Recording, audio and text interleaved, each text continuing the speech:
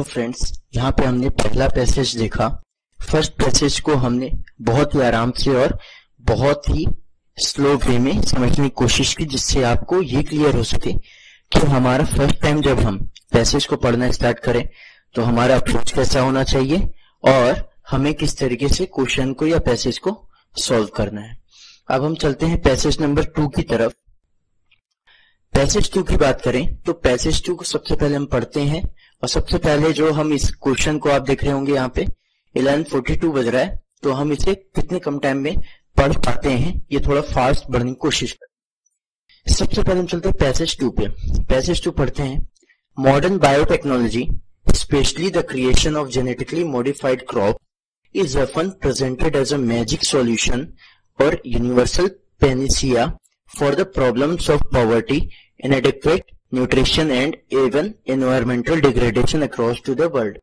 यहाँ पे क्या कह रहा है कि जो मॉडर्न बायोटेक्नोलॉजी है आपके पास, जो मॉडर्न बायोटेक्नोलॉजी है, स्पेशली जो जेनेटिकली मॉडिफाइड क्रॉप्स होते हैं, यानी जो जेनेटिकली जिन अनाजों में बायोटेक्नोलॉजी की हेल्प से उन्हें मॉडिफाइड किया गया है, उसे एक मैजिक सॉल्यूशन की तरफ देखा जाता है। पूरी दुनिया में एक रामबाण, पेनिसिया का मतलब होता है रामबाण या संजीवनी की तरह,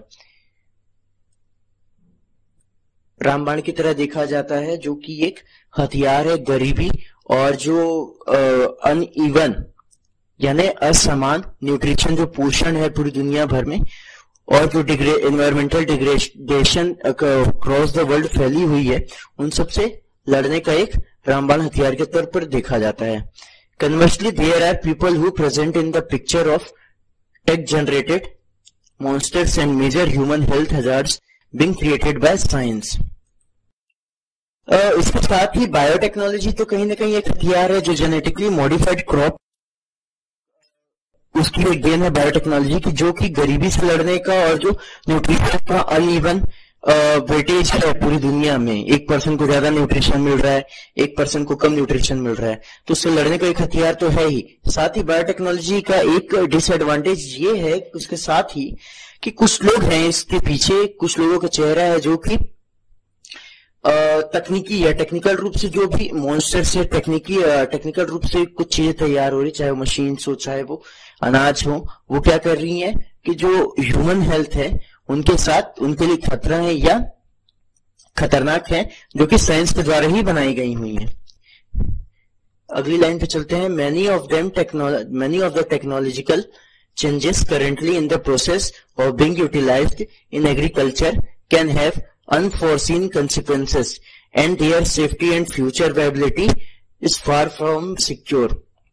अभी क्या हो रहे हैं कि एग्रीकल्चर फील्ड में कई टेक्नोलॉजिकल एक्सपेरिमेंट्स चल रहे हैं और कई टेक्नोलॉजिकल बदलाव भी आ रहे हैं, जो कि एग्रीकल्चर क्षेत्र में देखे जाते हैं, और फ्यूचर में वो देखे जाएंगे या उस तरीके के होंगे या नहीं, ये कहा नहीं जा सकता है। लेकिन जो उनको लेकर सेफ्टी, सुरक्षा और उनका भविष्य कैसा होगा, इसके बारे में कुछ सुरक्षित रूप से नहीं कहा जा सकता। यानी जो टेक्नोलॉजी आ रही है, चाहे वो खाद हो, चाहे वो मशीन्स हो, या चाहे मॉडिफाइड क्रॉप्स हो, वो तो है अच्छी देन, बट कहीं ना कहीं वो अच्छी देन के बजाय उनका मिसयूज हो रहा है, तो सिक्योर है यानी फ्यूचर के दृष्टिकोण से, इसके बारे में अभी कुछ नहीं कहा जा सकता।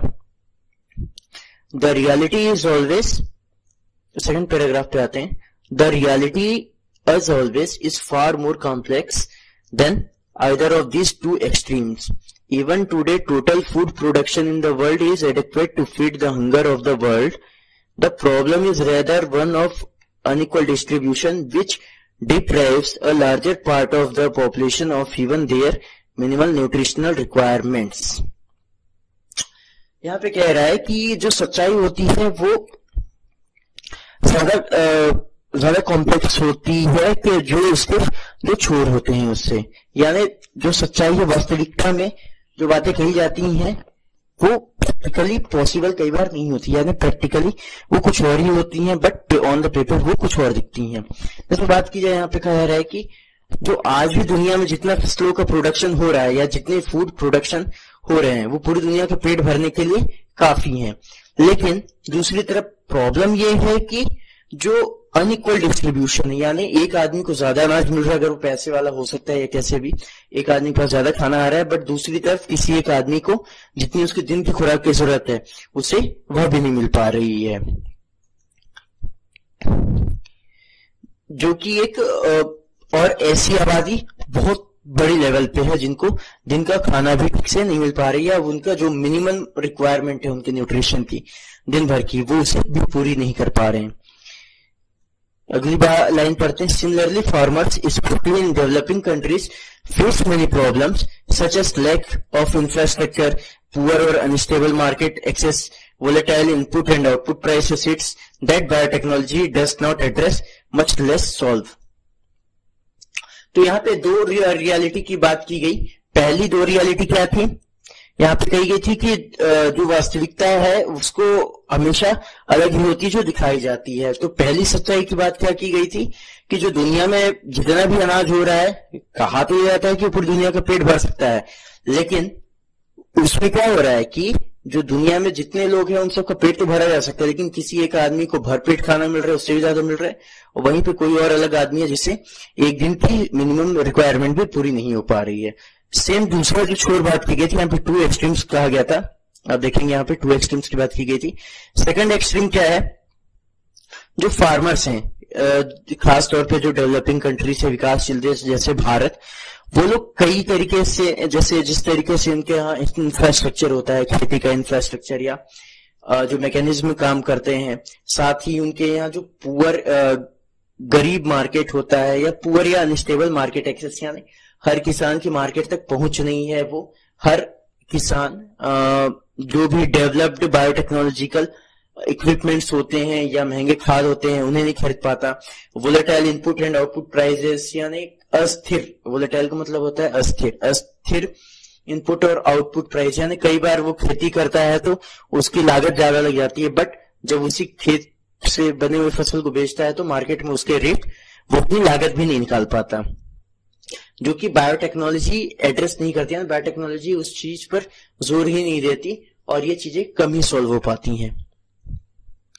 बात करते हैं नेक्स्ट पैराग्राफ की।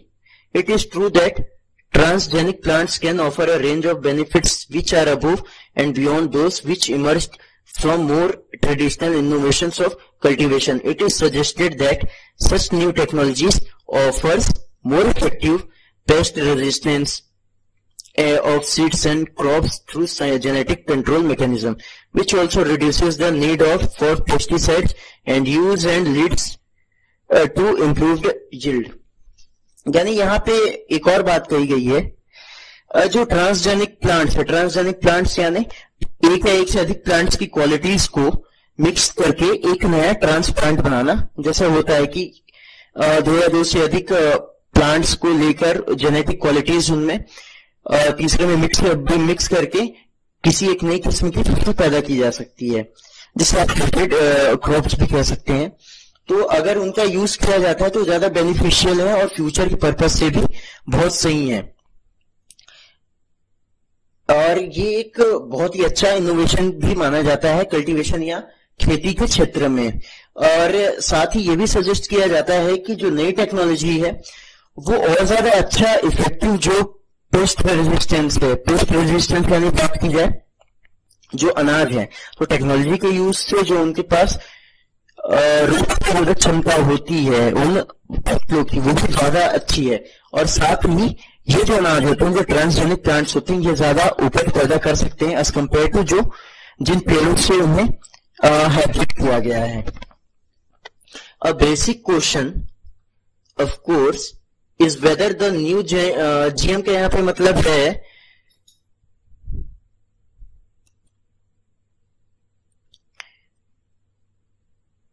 the new GM technology is safe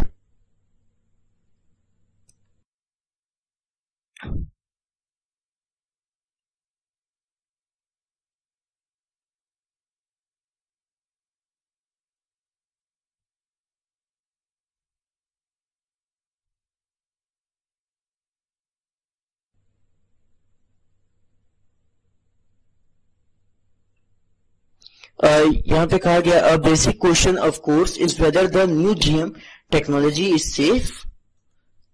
and whether this is absolutely crucial since the effects may only be known much later. यहाँ पे ये कहा जा रहा है जो मॉडर्न टेक्नोलॉजी है कि वो क्या सच में फायदेमंद है या फिर जो इसके इफेक्ट्स होंगे, ऑब्वियस सी बात है वो हो सकता है वो बहुत बाद में ही उनके परिणाम आने को मिलेंगे. The jury is still very much out on this matter and a controversy does not appear to be regulatory standards. The public system for monitoring and surveillance of the such system are poor or non-existent. कोई ऐसी जो jury है जो ये decide करती है modern technologies अच्छी हैं या नहीं. ये मॉडर्न टेक्नोलॉजी की सवाल तो बहुत उठाती है कि क्या है मॉडर्न टेक्नोलॉजी जो यूज की जा रही है अनाज के क्षेत्र में ये सही रहेगी या नहीं. और जो कंट्रोवर्सीज भी होती हैं,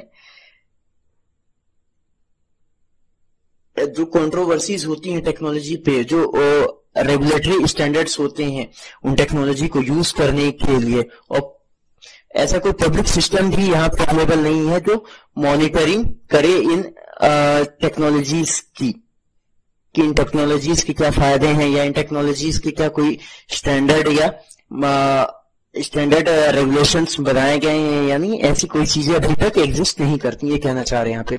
this leaves them open or entry and even dumping of a range of agriculture products of new technology which may not pass regulatory standards in more developed countries. तो इसकी वजह से होता क्या है, कोई रेगुलेटरी स्टैंडर्ड है नहीं जो कि इन मॉडर्न टेक्नोलॉजीज को कंट्रोल कर सके या उनके ऊपर नजर रख सके कि इनके लिए एक स्टैंडर्ड हो जिसके बाद हम अप्रूव करें कि हाँ ये टेक्नोलॉजी सेफ है या आपके लिए फायदेमंद है. तो इसकी वजह से होता क्या है, जो डेवलपिंग कंट्रीज हैं जिनके यहाँ खुद का इकोनॉमिक सिस्टम उतना मजबूत नहीं है, तो उनके यहाँ क्या होते हैं, जितने भी एग्रीकल्चरल प्रोडक्ट्स होते हैं जो कि बायोटेक्नोलॉजी के थ्रू आ रहे हैं, नई टेक्नोलॉजीज आ रही है, उनके लिए ओपन छोड़ दिया जाता है. डेवलप्ड कंट्रीज में तो वो सिस्टम्स जाने से पहले बहुत चेकिंग्स होंगी, स्टैंडर्ड्स पर चेक किया जाएगा. बट होता क्या है, जो डेवलपिंग कंट्रीज है उनके पास वो रिसोर्सेस नहीं है कि उनके स्टैंडर्ड्स को वो चेक कर सके. तो ये सारे प्रोडक्ट्स वहां पर ओपनली या क्लोजली भेज दिए जाते हैं और वहां पर एक तरीके से जो टेक्नोलॉजीज हैं जो अगर किसी अदर कंट्रीज में नहीं बिक पा रही हैं तो उन्हें वहां पे डंप कर दिया जा रहा है. तो यहाँ पे हमने देखा कि इस पैसेज में ओवरऑल क्या कहा है कि जो जेनेटिक खेती है वो कहीं ना कहीं रामबाण तो है पूरी दुनिया से गरीबी से लड़ने के लिए, लेकिन साथ ही ये कहा गया है कि साइंस में कुछ अच्छी खोजें तो है लेकिन खेती के क्षेत्र में किए गए मैक्सिमम खोजें अभी तक पेस्टिसाइड्स के फॉर्म में है जो कि कहीं ना कहीं ये मानव के शरीर के लिए या ह्यूमन हेल्थ के लिए सही नहीं है. उसके बाद बात की गई कि जो सच्चाई कही जाती है, सच्चाई कहीं ना कहीं पेपर पे कुछ और दिखती है, कहीं और कुछ होती है. दो बातें कही गई थी यहाँ पे. जैसे बात की जाती है कि अनाज की, अनाज क्या होता है, दुनिया में इतना अनाज हो रहा है कि पूरी दुनिया का पेट भरा जा सकता है, लेकिन दूसरी तरफ एक व्यक्ति भरपेट खाता है लेकिन दूसरा व्यक्ति है जो दिन भर की जरूरत के बराबर भी नहीं खा पा रहा है. साथ ही किसानों की बात है, किसान जो है डेवलप्ड कंट्रीज में तो ठीक है बात, लेकिन जो डेवलपिंग कंट्रीज की कंट्री है, जिस तरीके के भारत की बात की जाए तो उसकी पहुंच तक टेक्नोलॉजी है नहीं. दूसरी चीज, जो मार्केट तक पहुंच है उसकी वो उतनी ज्यादा अच्छी नहीं है, रिसोर्सेस नहीं है कि वो मार्केट तक, जो अच्छे मार्केट है जहां पे ये टेक्नोलॉजी बिक रही है वो वहां तक पहुंच सके या उन टेक्नोलॉजी तक उसकी पहुंच हो. साथ ही जो मार्केट में वो जितना लागत लगाता है कई बार उतना प्रोडक्शन हो नहीं पाता. तो ये सब चीजें टेक्नोलॉजी जो है वो नोटिस नहीं करती कि एक गरीब आम इंसान की जरूरत के हिसाब से वो चीजें डेवलप करती है. साथ ही एक और बात कही गई कि जो फ्यूचर के इन्वेस्टमेंट्स हैं, जो फ्यूचर में बायोटेक्नोलॉजी इक्विपमेंट्स बन रहे हैं, क्या ये सेफ है या नहीं है, इनके असर तो बहुत जाके आगे देखने को मिलेंगे. लेकिन ये बात की गई थी कि जो ट्रांसजेनेटिक प्लांट्स होते हैं वो एक कहीं ना कहीं अच्छी देन है, क्योंकि फ्यूचर में जिन पौधों से उत्पन्न किया जाता है, मान लीजिए दो गुलाब हैं, दो अलग अलग गुलाबों की नस्ल को मिला के एक तीसरी नस्ल की गुलाब पैदा की जाती है. तो ये कहा जा रहा है कि अगर तीसरी नस्ल की हाइब्रिड गुलाब पैदा की जाती है जिसे ट्रांसजेनेटिक गुलाब या ट्रांसजेनेटिक प्लांट कहेंगे, तो वो प्लांट कहीं ना कहीं जो उसकी क्वालिटीज हैं वो मच बेटर रहेंगी अपने पेरेंट प्लांट से, ट्रांसजेनेटिक प्लांट के, और उसका प्रोडक्शन भी ज्यादा रहेगा. साथ ही इसमें जो रेजिस्टेंस होगा पेस्टिसाइड्स का या पेस्ट पे रेजिस्टेंस जो होगा वो भी ज्यादा होगा एज कम्पेयर टू जो उसके पेरेंट प्लांट्स हैं. यानी ये कहीं ना कहीं खेती के लिए इसमें लागत कम होगी और प्रोडक्शन ज्यादा देगा। लेकिन क्या ये लॉन्ग टर्म के लिए सही है या नहीं है, इसका आंसर हमें फ्यूचर में बहुत बाद में जाके देखने को मिलेगा। साथ ही जो मॉडर्न बायोटेक्नोलॉजीज है उसने कई इक्विपमेंट्स बनाए हैं, कई नई नई चीजें इन्वेंशन हो रहे हैं, लेकिन उनको डिसाइड करने के लिए क्या ये ह्यूमन सेफ्टी के लिए सेफ है, क्या ये सबकी रेंज में है, या इनका कोई रेगुलेटरी स्टैंडर्ड है या नहीं, ऐसी कोई स्टैंडर्ड कमेटी नहीं है जो ये डिसाइड कर सके और इनके ऊपर कंट्रोल रख सके। तो इसकी वजह से होता क्या है, जो डेवलप्ड कंट्रीज है उनके पास तो ऐसी संस्थाएं हैं या ऐसे मिशनरीज हैं जो इन पे कंट्रोल रखती हैं, बट जो डेवलपिंग कंट्रीज है, खासतौर पे जो पुअर कंट्रीज है, वहां पे कोई ऐसी रेगुलेटरी स्टैंडर्ड्स है नहीं। तो होता क्या है, स्टैंडर्ड्स न होने की वजह से वो चेक नहीं कर पाते इन सब चीजों को, और वो वहां पे कहीं ना कहीं जो टेक्निकल इक्विपमेंट्स हैं, बायोटेक्नोलॉजी के इक्विपमेंट्स, चाहे वो खाद हो या ट्रैक्टर्स में मशीनें हो, वो डंप की जा रही हैं ऐसे देशों में। तो ये रहा इस पैसेज का शॉर्ट में मीनिंग या कंक्लूजन आप कह सकते हैं। अब हम क्वेश्चंस की तरफ चलते हैं। क्वेश्चन नंबर 11 की बात करते हैं। 11 में क्या कह रहा है, which one of the following is true in the context of the passage, यानी पैसेज के रेस्पेक्ट में इनमें से कौन सा ऑप्शन सही होगा आपको ये बताना है। अगर यहां पे देखा जाए तो हमने क्वेश्चन को ध्यान से पढ़ा है, अब हम बिना पैसेज की तरफ जाए यहां पे जाने की कोशिश करते हैं। Genetically modified crops have been universal recognized as a solution to poverty and environmental degradation. यहाँ पे क्या कह रहा है कि जो जेनेटिकली मॉडिफाइड क्रॉप्स हैं, यानी जो जीएम क्रॉप्स हैं, जेनेटिकली जिन अनाजों में शोध किया गया या मॉडिफाइड किया गया, वो दुनिया में गरीबी से लड़ने का और एनवायरमेंटल डिग्रेडेशन से लड़ने का सबसे बड़ा हथियार है। क्या ये सही है पैसेज के टर्म्स में या नहीं, ये देखते हैं। आप देखेंगे तो यहाँ पे किसकी बात कही गई थी, पहले पैराग्राफ की पहली लाइन में, modern biotechnology specially the creation of genetically modified crops is often presented as a magic solution for universal panacea for problems of poverty, inadequate environmental degradation. यहां पे बात तो हुई थी कि जो जेनेटिकली मॉडिफाइड क्रॉप्स हैं वो लड़ने का जरिया है यूनिवर्सल पैनिसिया। यूनिवर्सल पैनिसिया का मतलब हुआ रामबाण या संजीवनी, तो है गरीबी से लड़ने का, जो यूनिवर्सल डिग्रेडेशन है, एनवायरमेंटल डिग्रेडेशन, उससे लड़ने का। लेकिन ये एक यहां पे क्या कही गई ये बात, मॉडर्न बायोटेक्नोलॉजी है, ना कि आपको ये कहा गया है कि जो जेनेटिकली मॉडिफाइड क्रॉप्स हैं वो लड़ने का जरिया है। मॉडर्न बायोटेक्नोलॉजीज में से एक एग्जांपल है उसका, एक मॉडर्न बायोटेक्नोलॉजी का एक रिसर्च, एक आप कह सकते हैं इन्वेंशन है मॉडिफाइड क्रॉप्स, तो वो एक जरिया है गरीबी से लड़ने का। जबकि ओवरऑल लड़ने की अगर बात की जाए तो मॉडर्न बायोटेक्नोलॉजीज की बात हुई, ना कि जेनेटिकली मॉडिफाइड क्रॉप्स की बात कही गई है। तो पहला ऑप्शन आपका गलत हो गया। सेकंड चेक करते हैं, the only way to improve the deficit of in food requirement and food production in the world to adopting genetically modified crops, यानी यहाँ पे कह रहा है कि अगर दुनिया में गरीबी से लड़ना हो या तो फिर जो खाद्य नियंत्रण, यानी जो किसी को कुपोषण मिल रहा है, नहीं मिल रहा है, तो उससे लड़ने का सबसे अच्छा तरीका कि केवल जेनेटिकली मॉडिफाइड क्रॉप्स को अपनाओ। जैसा कि हमने पैसेज में पहले ही पढ़ा है कि जेनेटिकली मॉडिफाइड क्रॉप्स तो अच्छे तो हैं सर इन कुछ मामलों में ही, और उन पर भी डाउट है कि क्या ये इनके असर लंबे समय तक के रहेंगे या नहीं रहेंगे। और दूसरी बात ये भी कही गई थी, जेनेटिकली मॉडिफाइड क्रॉप्स पे भी इन्वेंशन चल ही रहा है, उसको अभी पूरी तरीके से अडॉप्ट नहीं किया गया। तो सेकंड ऑप्शन अपने आप में रॉन्ग हो गया।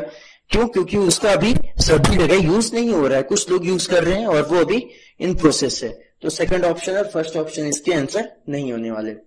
तीसरे ऑप्शन की तरफ चलते हैं, genetically modified crops produce more yield as compare to yield from traditional methods. तीसरा ऑप्शन सही हो सकता है। तीसरा ऑप्शन का क्या गया है कि जो जेनेटिकली मॉडिफाइड क्रॉप्स होते हैं,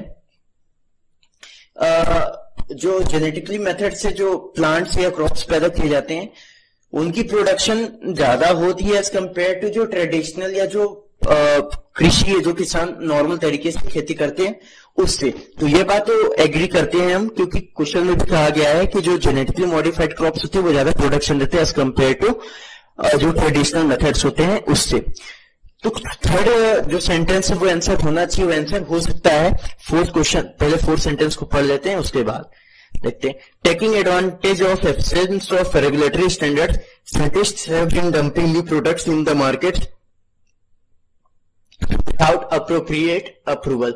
यहाँ पे ऐसी कहीं पे बात नहीं की गई है कि जो साइंटिस्ट हैं वो बिना किसी रेगुलेटरी बोर्ड के जो चीजें हैं या जो बायोटेक्नोलॉजी की चीजें उन्हें मार्केट में पुट कर रहे हैं। हाँ, ये बात जरूर थी कि वहां पे कोई रेगुलेटरी स्टैंडर्ड ना होने की वजह से किसानों में नॉलेज का अभाव है, जिसकी वजह से वो टेक्नोलॉजी का यूज तो कर रहे हैं लेकिन उसके एडवांटेज या डिसएडवांटेजेस उन्हें पता नहीं है। तो इसका जो आंसर होगा क्वेश्चन नंबर 11 का वो होगा ऑप्शन नंबर 3।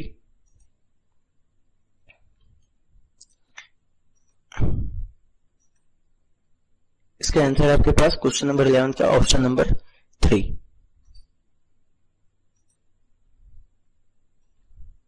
क्वेश्चन नंबर 12 की बात करते हैं। Why according to the author the genetic modification of crops is not an answer to the problem of hunger in the world.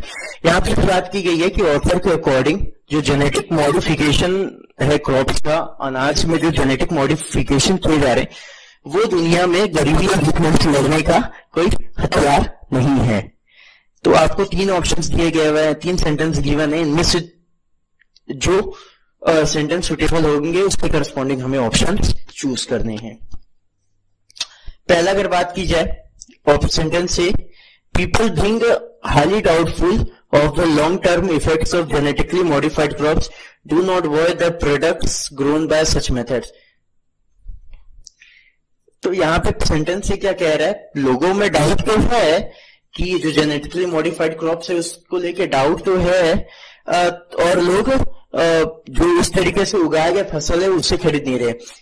Question में पैसेज में ये तो कहा गया था कि लोगों को डाउट तो है, यहां पर अगर आप देखेंगे तो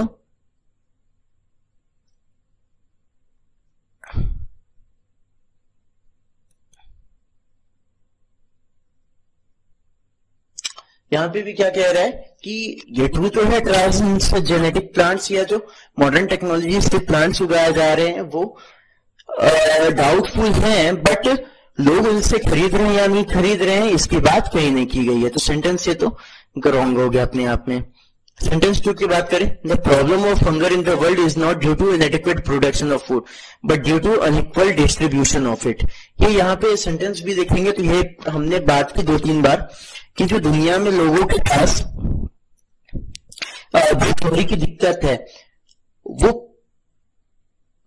असमान फसल के उपज से नहीं, यानी किसी साल ज्यादा प्रोडक्शन हो रहा है किसी साल कम प्रोडक्शन हो रहा है, उससे तो ज्यादा असर नहीं पड़ रहा है, बट हो क्या रहा है कि कहीं एक आदमी को ज्यादा खाना मिल रहा है कहीं एक आदमी को कम खाना मिल रहा है, तो अनइक्वल डिस्ट्रीब्यूशन की वजह से भूखमरी ज्यादा है। तो सेंटेंस भी सही है जो कि हमने डिस्कस किया था पैसेज पढ़ने के समय।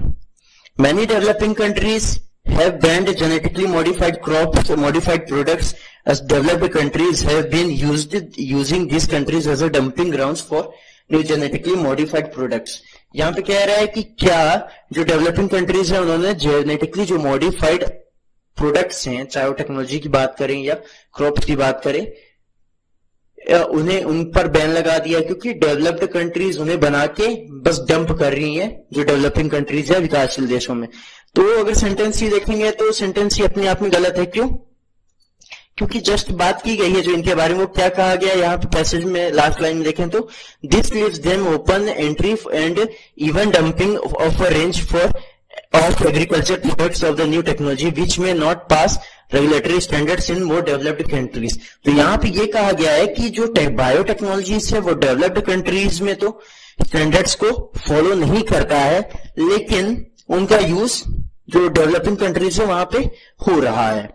तो यहाँ पे कहीं डेवलप्ड कंट्रीज के रूल की बात नहीं की गई थी कि डेवलप्ड कंट्रीज उन्हें वहां पे डंप करें। यहाँ पे ये कहा गया था कि डेवलपिंग कंट्रीज के पास कोई खुद का स्टैंडर्ड नहीं है जिससे वो टेस्ट कर पाए कि जो बायोटेक्नोलॉजीज है वो सक्सेसफुल है या नहीं है उनके कंट्री के लिए, या यूजफुल है या नहीं है।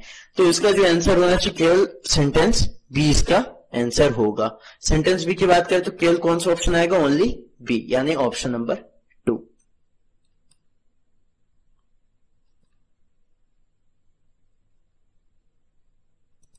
क्वेश्चन नंबर 13 पे चलते हैं। 13 क्या कह रहा है? The author of the given passage seems to definitely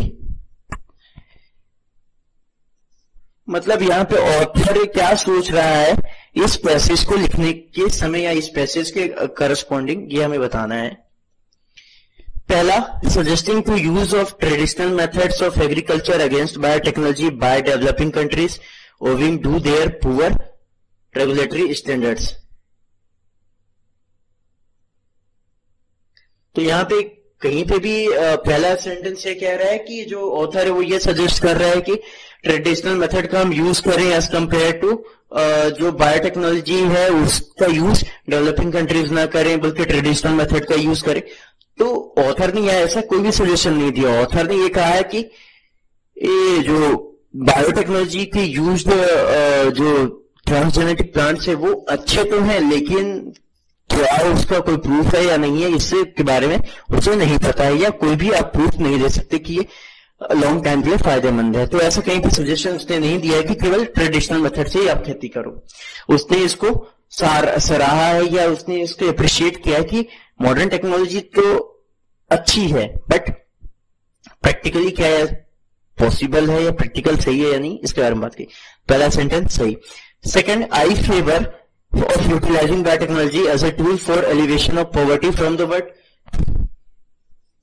second, क्या ऑथर कह रहा है कि ऑथर क्या, सेकेंड सेंटेंस अगर सही होता तो क्या होता है इसका मतलब कि ऑथर जो है वो कह रहा है कि फिर बायोटेक्नोलॉजी का यूज करो आप दुनिया से गरीबी हटाने के लिए। तो ऐसा पॉसिबल नहीं है क्योंकि उसने ये डाउट किया है कि लेखक ने खुद नहीं कि या राइटर ऑथर ने कि जो बायोटेक्नोलॉजी है क्या गरीबी से लड़ने का जरिया है या इसके लॉन्ग टर्म पे असर होंगे या नहीं होंगे। साथ ही उसने ह्यूमन हेल्थ रिलेटेड प्रॉब्लम्स भी हैं बायोटेक्नोलॉजी से। उसने ये कहा है अगर बायोटेक्नोलॉजी को सजेस्ट करता है तो वो कभी भी ये नहीं बताता कि इसके ह्यूमन सेफ्टी या जो ह्यूमन हेल्थ है उस पर बहुत बुरे असर होंगे। तो सेकेंड सेंटेंस भी गलत है। थर्ड की बात करें तो थर्ड में आपको क्या गिवन है, urging the policy markets to improve infrastructural facilities so that farmers can maximise the benefits of genetically. यहां पे सेंटेंस पे हमने बात की थी, आप देखेंगे तो यहां पे जो डेवलपिंग कंट्रीज थी वहां पे क्या हो रहा था, फार्मर्स की बात हो रही थी। वहां के जो इंफ्रास्ट्रक्चर्स थे वो बहुत की वजह से वो जो मॉडर्न टेक्नोलॉजी है उनकी पहुंच से बाहर है और जो बायोटेक्नोलॉजी है वो उसको एड्रेस नहीं करती है, खासतौर पर किसानों को। तो यहाँ पे क्या कह रहा है कि urging the policy markets to improve infrastructural facilities so that farmers can maximise the benefits of genetically. तो मार्केट का इंफ्रास्ट्रक्चर केवल बढ़ा देने से जो किसान रहेंगे वो जेनेटिक फसलों और जेनेटिक तरीकों का यूज करना स्टार्ट नहीं कर देंगे, क्योंकि उसके अलावा अदर भी पैरामीटर्स हैं जैसे ओपन अस्थिर मार्केट की बात की थी यानी वोलेटाइल मार्केट, साथ ही उनके पास गरीबी, पैसा, मौसम, ये सारी चीजें। तो थर्ड सेंटेंस भी रॉन्ग है। फोर्थ की बात करें तो फोर्थ क्या कह रहा है, unconvinced of long term effects of rational and the rationale for immediate requirement of genetically modified crops। तो ये फोर्थ ऑप्शन सही है क्योंकि ऑथर ने कहीं ना कहीं अनकन्विंस्ड है कि जो बायोटेक्नोलॉजी है उसका लॉन्ग टर्म इफेक्ट दिखने को मिलेगा या नहीं, और साथ ही जो उसका यूज है जेनेटिकली मॉडिफाइड क्रॉप्स का वो क्या इमीडिएट अगर रिक्वायरमेंट है उसको फुलफिल कर पाएगा या नहीं, ये सब चीजें ऑथर ने कही है। तो फोर्थ सेंटेंस इसका आंसर होगा। क्वेश्चन 14 में हमें चूज करना है वो वर्ड जो जस्ट अपोजिट हो वोलेटाइल के, जो प्रिंटेड है बोल्ड में। वोलेटाइल का मतलब होता है फ्रेंड्स अस्थिर, अस्थिर यानी हिलता हुआ, यानी कभी भी स्टेबल ना हो। तो अगर वोलेटाइल की बात की जाए तो वोलेटाइल का मतलब हुआ है अस्थिर। नेवर एंडिंग की बात करें तो नेवर एंडिंग का मतलब होता है कभी खत्म ना होने वाला। अब यानी अगर स्थिर हो गया तो भी हमेशा स्टेबल ही रहेगा, ऐसा कुछ। और नेवर एंडिंग का मतलब होता है कभी खत्म न होने वाला। वैल्यूएबल की बात करें तो वैल्यूएबल का मतलब होता है जिसकी वैल्यू हो, यानी कीमती, मूल्यवान। तो मूल्यवान और अस्थिर में कोई रिलेशन नहीं बनता। रिवर्सिबल का मतलब है जिसको पलटा ना जा सके। तो पलटने वाली, इरिवर्सिबल मतलब जो अपने स्टेट को चेंज ना करे। करेंसी भी हो सकती है, स्टेट भी हो सकता है, कोई भी चीज हो सकती है। बट यहाँ फिफ्थ ऑप्शन देखेंगे तो क्या आपके पास स्टेबल। स्टेबल का मतलब क्या होता है? स्थिर। अगर वोलेटाइल मार्केट की बात की गई थी, यहाँ पे पैसेज में वोलेटाइल का यूज हुआ था आपके पास मार्केट के रेस्पेक्ट में, यानी कि जो मार्केट है इंडिया का वो वोलेटाइल है, यानी कभी ऊपर एंड अप एंड डाउन जाते रहता है, कभी मार्केट में प्राइसेस गिरते, कभी ज्यादा बढ़ते हैं। स्टेबल की बात की जाए तो स्टेबल मार्केट यानी स्थिर मार्केट, हमेशा कांस्टेंट रहेगा। तो जो सुटेबल अपोजिट वर्ड होगा वोलेटाइल के लिए वो क्या होगा? Option number 5 stable.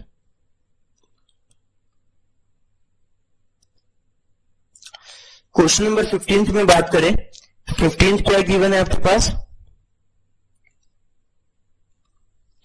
अब हमें चूज करना है जिस मोस्ट सिमिलर मीनिंग को चूज करना है। जो वर्ड ओपन यूज हुआ है यहाँ पे पैसेज में, उस रेस्पेक्ट में क्या मतलब होगा? ओपन का मतलब तो खुला होता है, बट यहाँ पे ओपन का मतलब क्या था? यहाँ पे अगर आप देखेंगे तो इस पैसेज में यहाँ पे हमने देखा था दिस लीव्स देम ओपन और entry and even dumping of range of agriculture. Open यानी यहाँ पे कोई भी खुला हुआ एक एनवायरमेंट की बात कही गई थी, एक खतरे के तौर पे कहा गया था कि ये खुले खतरे की तरह है जो कि उस देश को या उस डेवलपिंग कंट्री के एनवायरमेंट को हार्म कर सकता है। तो इस तरीके का कुछ हमें देखना है जो आसपास हो।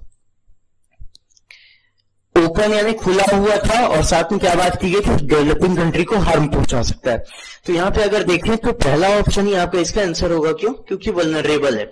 वल्नरेबल का मतलब होता है कमजोर जिसको नुकसान पहुंचाया जा सके। तो वल्नरेबल इसका एक आंसर होगा। कैपेबल की बात करें तो कैपेबल का मतलब होता है, अगर आप देखेंगे तो कैपेबल मतलब समर्थ होना। ओपन यानी खुला हुआ जो कमजोर नुकसान पहुंचा सके, समर्थ होना नुकसान के लिए, तो ये अलग है। थ्रेटेंड यानी कपा देना या कमजोर कर देना। अनसर्टेन भी मतलब अनिश्चित। वीक यानी कमजोर। तो जो सबसे सुटेबल वर्ड है वो है वल्नरेबल, जो कमजोर करने के साथ साथ नुकसान भी उस कंट्री को पहुंचाएगा। तो क्वेश्चन नंबर 15 का ऑप्शन 1 इसका आंसर होगा।